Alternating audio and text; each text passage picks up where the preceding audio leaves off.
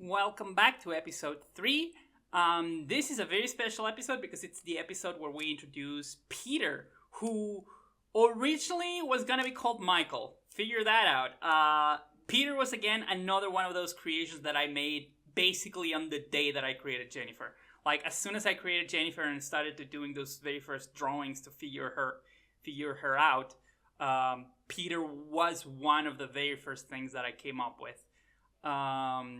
It's funny. The friendship between Jennyffer and Peter is based on a lot of things, but I think it's mainly based on the friendship that I had with with a friend that was a girlfriend. She wasn't my girlfriend, but she was essentially my best friend in high school, and she was a very feisty Latina girl, right? She was very forceful, very assertive person, and I was more of the quiet, obedient, passive little boy back then. But yeah, so it's the dynamic between the two of them is very reminiscent of my dynamic with my friend from high school. So yeah, and originally those very first sketches, Peter was called Michael. But when I started writing this episode, I had completely forgotten that, and I didn't bother checking the original sketches, so he ended up as Peter. And we can see them now. Bam! The nice thing about these commentaries is that there's going to be less interruptions as the episodes go, because, you know, a lot of things will be retreading old ground. By the way, thanks again for accompanying me to practice, Jenny. Having you next to me helps distract others from how meek and frail I tend to come across. Don't worry about it, Peter. Gives me a chance to take a peek at the gun show. Guns? Just a rugby team. Yeah, the fact that they are a team of rugbyers is very deliberate on my part. I didn't want to do American football because I think American football is fucking lame and stupid and I don't know anything about it. But also, rugby is the thing that is more widely practiced in my country. And it's not just that it's more widely practiced, it's like a rugbyer in my country is like the stereotype of the stupid, kind of spoiled, kind of rich, jock asshole meathead. So yeah, that's why I decided to go with rugby. And the thing is that why is Peter here even? Like, why is Peter doing this sport? Well, because Peter Peter is someone who cares about his own masculinity, actually, surprisingly enough, even though it doesn't seem like it. And we're gonna see that in other clues further in other episodes. But Peter actually does want to be masculine. He wants to be treated as a boy and as a man. He wants to be seen like that, and he likes these kinds of things, actually. Also, he's fucking gay, so, you know.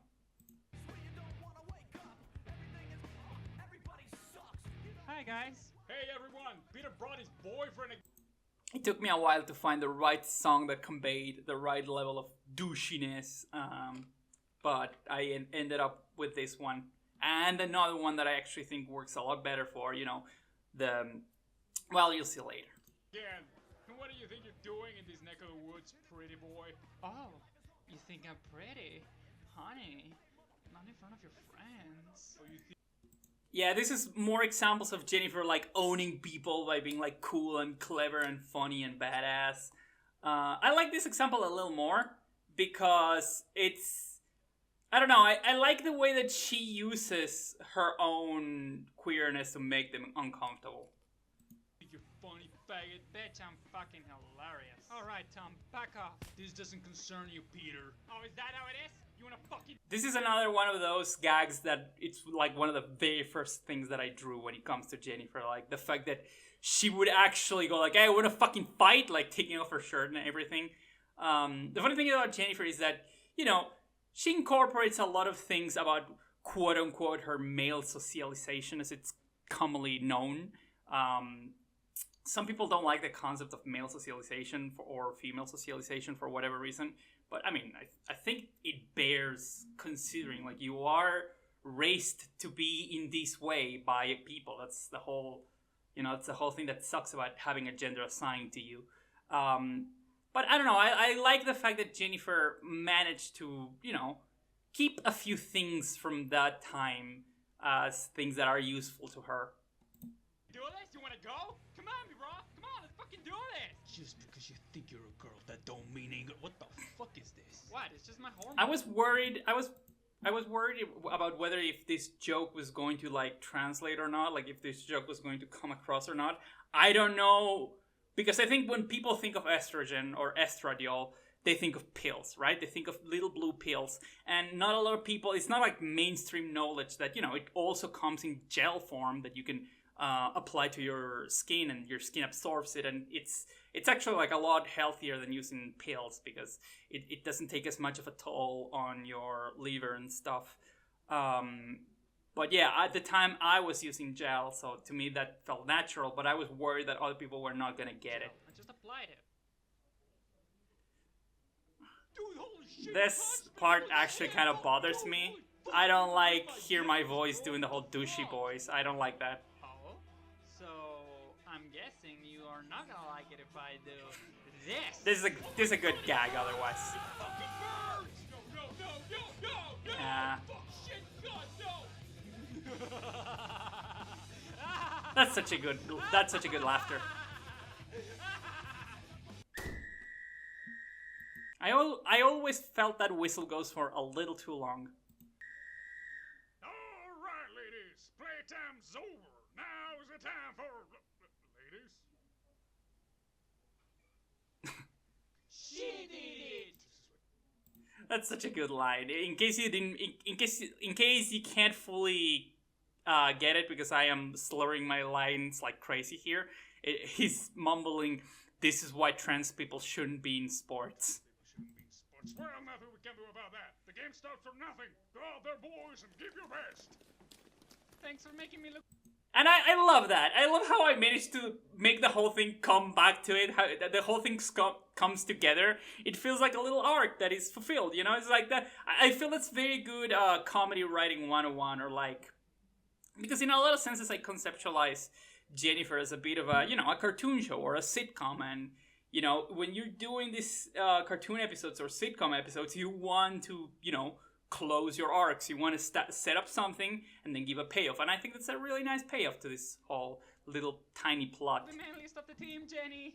And Jennyffer, you're banned from the men's locker room. Yeah, okay.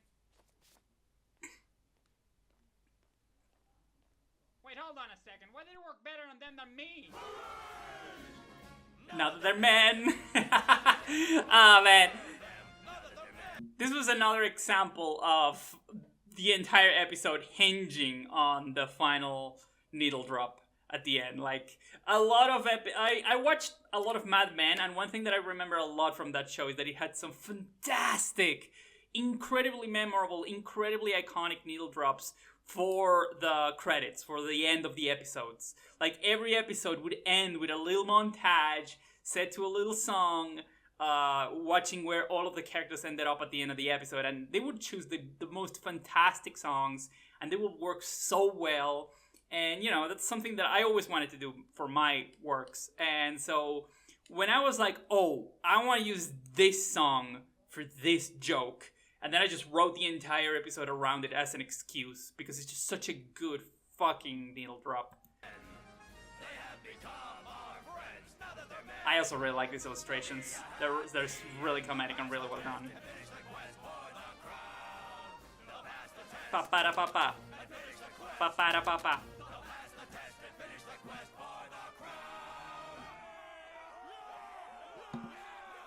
Yeah, you can tell by this point I was kind of fucking lazy and I didn't put as much effort into this final drawing as all the others.